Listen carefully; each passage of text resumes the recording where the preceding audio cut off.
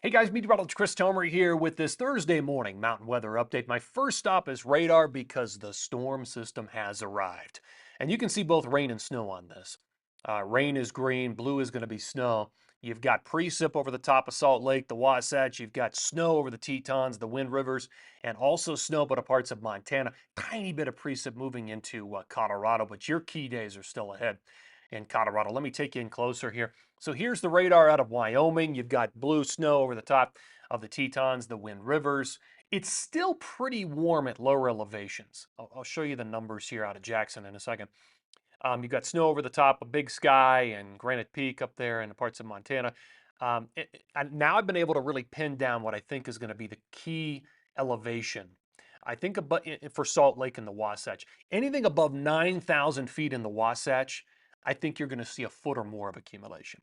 So that's a lot of real estate. And I'll talk more about that in a second. And again, in Colorado, very tiny areas of precip. Your key hours and key days are still ahead. So let me take you to Big Sky, where it is snowing right now. It's 32, 33 degrees at the base, but we've got snow coming down up there at Big Sky right now. Now at Jackson, it's very interesting. Up at Jackson Home, 32 at the summit up at Rendezvous, 35 mid-mountain, 43 at the base. Light winds. So again, still pretty warm at the base area, but we are seeing snow up at the higher elevations. There's your Cody Bowl view. Things just really getting started. I'm not expecting huge snow, but mid-mountain and higher in the Tetons, probably 4 to 8 inches of grand total accumulation. The storm track's just not all that great for the Tetons. Wind Rivers could get 6 to 12. It's a little bit better with that orientation. All right, let me just show you water vapor here, give you the lay of the land. So oranges and reds, drier air aloft, moistures in the whites and the blues. There's our big storm system digging in. There's your leading edge of precip out ahead of it. So the main low is still sitting back, which means the energy will continue to dive in. Eventually, this low will end up down here over the four corners and get cut off from the main flow, and then it sits and spins. That's why southwest Colorado and the San Juans are going to get so much snow, because it's probably going to sit and spin for 2.5 days over New Mexico and Colorado. And there's more energy flowing in behind this, so it does open the door for a little active storm track. Once we get to 10, 24, 25, 26, there's another storm system lined up. So we'll look at all that in this forecast update. All right, here are my bullet points this morning. Storm system is on track. It's happening. Idaho, Montana, Wyoming, Utah, Colorado today through tomorrow. That's when the bulk of the precipitation occurs, the bulk of the snow in the mountains for Idaho, Montana, Wyoming, Utah. Colorado, it actually continues.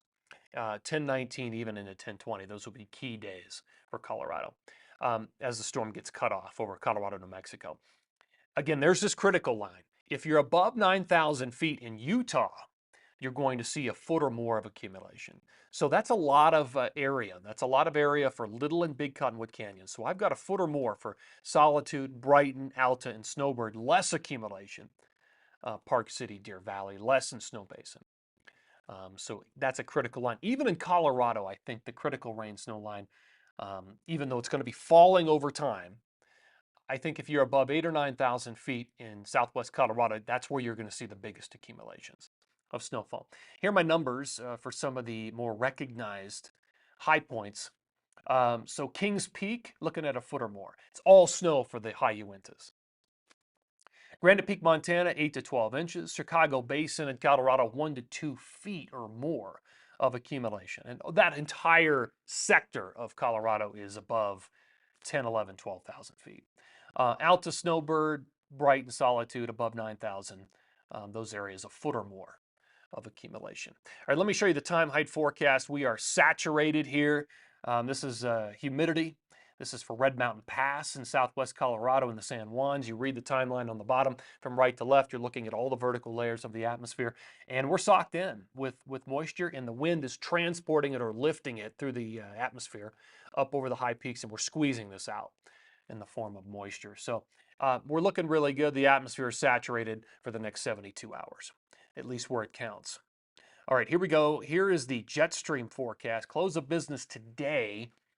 You can see the dip in the jet moving in. That's our trough of low pressure. Now by tomorrow close of business, the low is beginning to drift down towards the four corners, and then eventually it gets cut off and sits there all the way through the 20th, and then it's gone. And then we look to the west for the next storm system, and it's gathering. Here comes the trough of low pressure moving into the west coast, Pacific Northwest. Then it moves into the Intermountain. So it looks like a pretty active end of the month for October, if this plays out as shown right here. Here's the forecast radar and satellite. So by 5:30 this afternoon, snow and blue over Montana, Idaho, the Tetons, and that rain snow line dropping, falling to lower elevations throughout the Wasatch. And again, anything above 9,000 is where you're going to see the best accumulation. Colorado, things just really getting going. So here's Friday morning, there's Friday afternoon, there's Saturday morning. At this point, the storm system has transitioned, it's cut off, and it's sitting and spinning over the four corners, and that's where we're going to see the big snow. Southwest Colorado, some snow for the northern mountains of New Mexico as well. And Brian Head's getting swiped on the backside of that low. All right, so here we are Saturday, 5 p.m. Low is still there Sunday morning, Sunday afternoon, and then it finally exits. And then we look, and there's still some action running through parts of BC, but then we get a little bit of a drier pocket, drier period. Here comes our next storm, 1024, 1020. Look at it hitting BC, northern tier, runs through parts of Idaho, Montana, Wyoming, northern Utah, and potentially northern Colorado. Through 1025 and 1026. All right, my latest snow forecast looks like this. So a foot or more through areas above 9,000, Alta, Snowbird, Little and Big Cottonwood Canyons, less as you go down in elevation. 8 to 12 for Brian Head.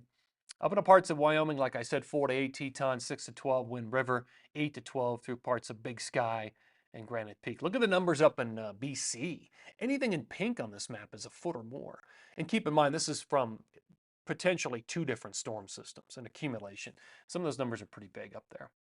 In Colorado, I basically trimmed down my numbers north of the San Juan. So anything along I-70 and north, the numbers have gone down since yesterday afternoon's update. Let me take you in a little bit closer. This is where the big numbers are going to be.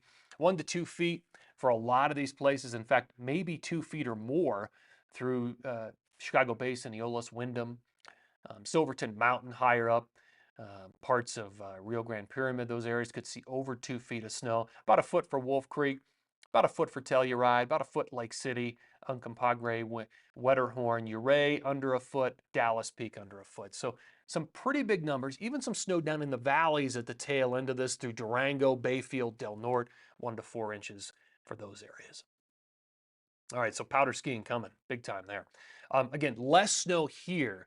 You might recall my forecast yesterday afternoon looked more impressive than this. I brought all those numbers down, potentially now 1 to 4 inches. The dynamics just are not there with a cutoff low. It's all down in southwest Colorado. That's where we're going to see the biggest lift over the high peaks. So that's what I'm expecting now, not nearly as much. However, it will cool the temps down and allow a lot of these places, if they want to start making snow, like Loveland, A-Basin, Keystone, they're going to start making snow with a little bit of help from Mother Nature. All right, guys, that's going to do it. We'll end on the grand total map here. Again, this will run us all the way through this first major storm system of this fall season. Some pretty big numbers above 9,000 feet through a lot of the Intermountain West. Guys, take care and have a great day. Appreciate you tuning in here.